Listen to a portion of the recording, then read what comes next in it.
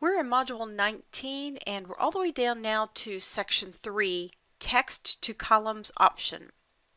There is an option in Excel where if you have information that's in one column, like a first and a last name for example, and you want to actually separate those, you can do that using the Text to Columns feature. Let's go ahead and flip over and I'll show you how to separate those names.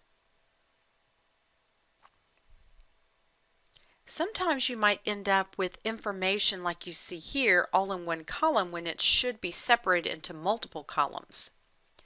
Think about this list here. If I wanted to sort the list by last name, I could not do it the way it's set up because it's all in the same cell. You should always think smallest meaningful value when you're going to sort or filter, and that means you want Mr. Mrs. in a column, you want first name in its own column, middle initial in a column, last name in a column, and so forth. You can get Excel to just separate this for you so that you don't have to manually go through this list to do it. I'm going to go ahead and select all of these, and under the Data tab you're going to see this option right here that says Text to Columns, and I'm going to click on that.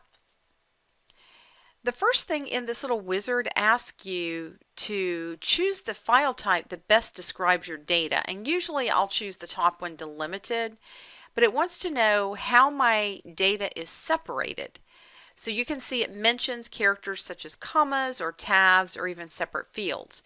Now in our case they're separated with a space in between, and it doesn't mention that here, but if you just go ahead and hit next, then you'll see that here you can choose the delimiter or how your text is separated. In this case there's a space there.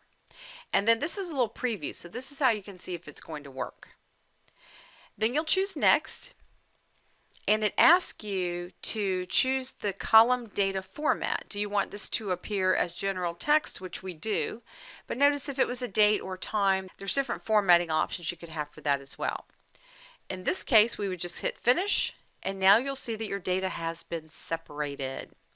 Just a little FYI, if you ever needed to condense the data or put it back, you can actually use a function called concatenate, and you would get to that using your insert function button.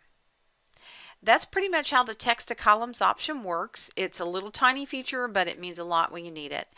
Let's go ahead and go to section 4 and we'll talk a little bit about the watch window.